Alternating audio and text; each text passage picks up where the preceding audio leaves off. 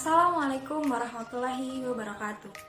Halo teman-teman semuanya, perkenalkan nama saya Rihana Ainul Fajri, jurusan Kesehatan Masyarakat, Konsentrasi Kesehatan Reproduksi di Stikes Rio Global Yogyakarta.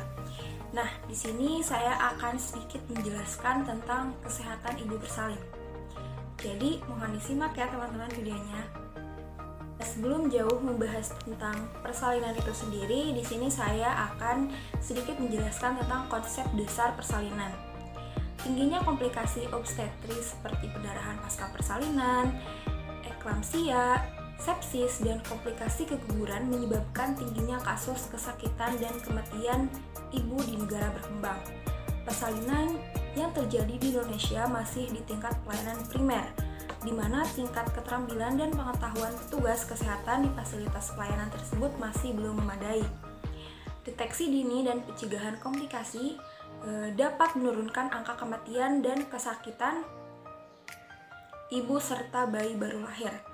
Nah, jika semua tenaga penolong persalinan dilatih agar mampu mencegah atau deteksi dini komplikasi yang mungkin terjadi dengan menerapkan asuhan persalinan secara tepat guna dan waktu, baik sebelum atau saat masalah terjadi, dan segera melakukan rujukan, maka para ibu dan bayi baru lahir akan terhindar dari ancaman kesakitan dan kematian. Nah, apa sih persalinan? Persalinan merupakan serangkaian kejadian pengeluaran bayi yang sudah cukup bulan disusul dengan pengeluaran plasenta dan selaput janin dari tubuh ibu melalui jalan lahir ataupun melalui jalan lain. Di sini melalui jalan lain itu seperti operasi sesar. Kemudian berlangsung dengan bantuan atau tanpa bantuan, kekuatan ibu sendiri. Kemudian ada beberapa pengertian persalinan juga dari para ahli. Salah satunya dari Mura 2001. Persalinan adalah suatu proses fisiologis yang memungkinkan serangkaian perubahan yang besar pada ibu untuk dapat melahirkan janinnya melalui jalan lahir. Kemudian menurut Mayowe 1996, persalinan adalah suatu proses di mana seorang wanita melahirkan bayi yang diawali dengan kontraksi uterus yang teratur dan memuncak pada saat pengeluaran bayi sampai dengan pengeluaran plasenta, dan selaputnya di mana proses persalinan ini akan berlangsung selama 12 sampai 14 jam. Kemudian ada lagi dari Rawi Roharjo tahun 2002, persalinan merupakan suatu proses pengeluaran hasil konsepsi yang dapat hidup dari dalam uterus ke dunia luar. Kemudian beliau menyebutkan lagi proses pengeluaran janin yang terjadi pada kehamilan cukup bulan 37 sampai 42 minggu. Lahir spontan dengan presentasi belakang kepala yang berlangsung dalam 18 jam tanpa komplikasi baik pada ibu maupun pada janin. Selanjutnya ada macam-macam persalinan. Di sini terbagi ke dalam 3 bagian, yaitu persalinan spontan, persalinan buatan, dan persalinan anjuran. Yang pertama itu persalinan spontan. Yang seperti apa sih persalinan spontan itu? Nah, persalinan spontan yaitu persalinan yang berlangsung dengan kekuatan ibu sendiri melalui jalan lahir ibu tersebut. Kemudian persalinan buatan. Nah, di sini persalinan buatan ini itu dibantu dengan tenaga dari luar, seperti misalnya ekstraksi forceps atau dilakukan operasi sektios kaisaria atau disebut juga dengan operasi sesar. Nah, yang ketiga yaitu persalinan anjuran. Nah, persalinan ini yang tidak dimulai dengan sendirinya, tetapi baru berlangsung setelah pemecahan ketuban, pemberian pitoksin atau prostaglandin. Dari tahapan persalinan ini ada beberapa hal yang harus diperhatikan.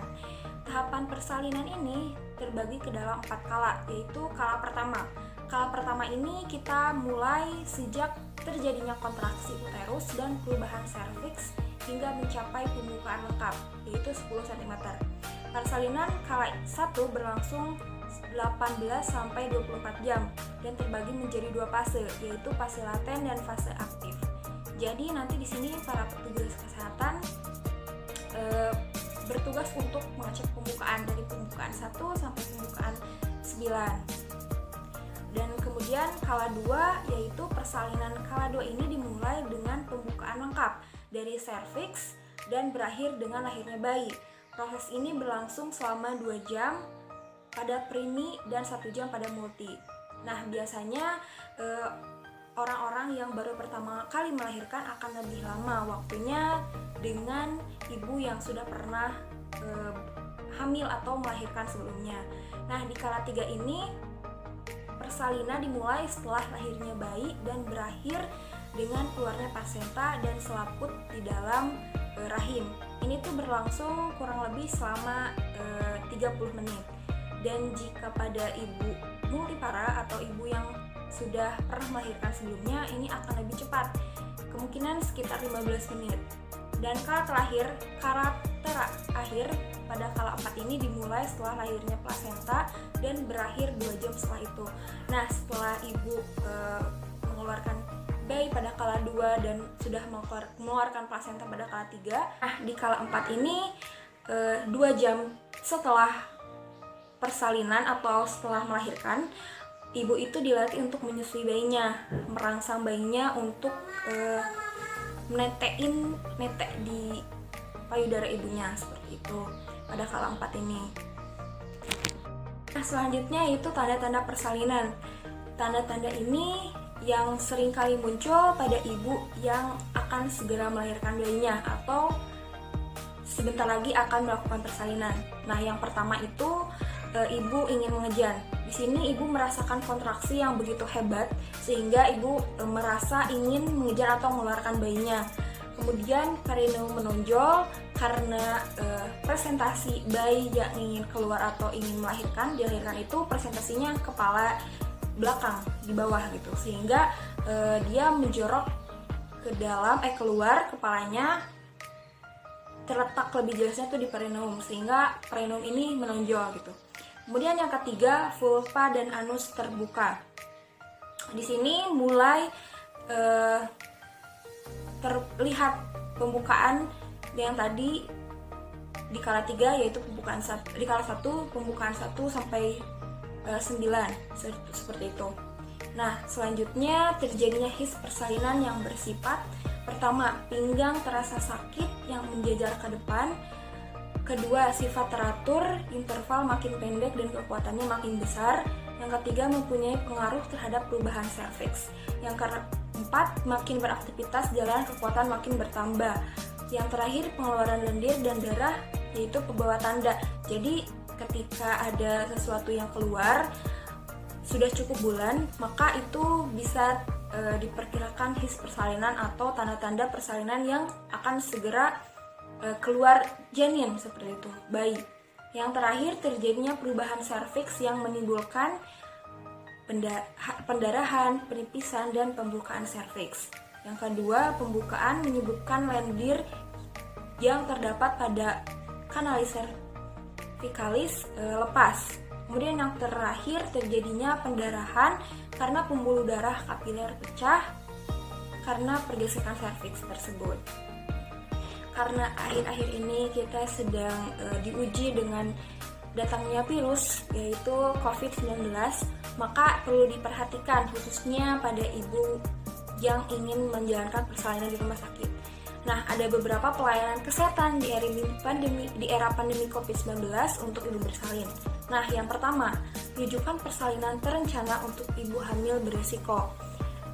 Ini khususnya untuk ibu hamil yang ingin segera melahirkan ya, harus segera dirujuk. Kemudian yang kedua, segera ke fasilitas kesehatan jika sudah ada tanda-tanda persalinan. Yang ketiga, IMD rawat gabung tidak direkomendasikan untuk bayi lahir dari ibu PDP atau COVID-19.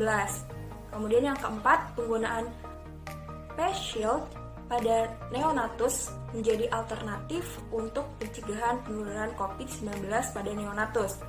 Yang kelima, lakukan KB pasca salin sesuai prosedur, yaitu sesuai prosedur itu memakai masker, terus mencuci tangan, menjaga jarak, seperti itu. Halo teman-teman semua, mungkin cukup sekian pemaparan materi dari saya. Mudah-mudahan materi ini dapat bermanfaat khususnya bagi ibu bersalin. Mungkin dari saya cukup sekian. Wassalamualaikum warahmatullahi wabarakatuh.